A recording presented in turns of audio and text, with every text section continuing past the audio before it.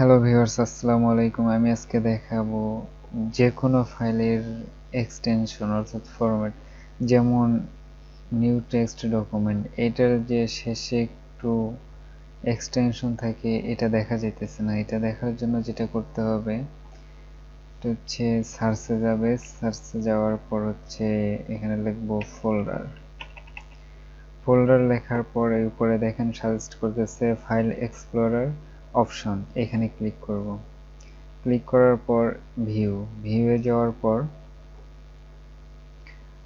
এইখানে দেখেন ওইটা আছে hide extension for known file types. ফাইলটা কি টাইপের এটা কিন্তু এখন হাইড করা আছে।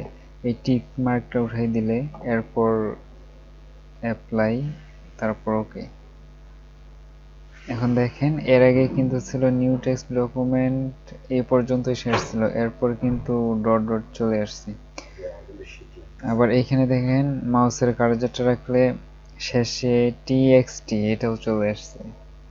এইটা হচ্ছে ফাইল টাইপ। তাহলে আমার ফাইলটা আছে টিএক্সটি টাইপে।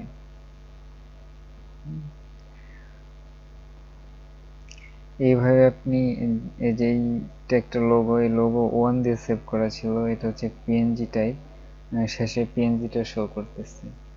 তো এইভাবে হাইড টিক মার্কটা উঠাই দিলে, দেওয়ার পর অ্যাপ্লাই দিয়ে ওকে দিলেই কাজটা হয়ে গেল।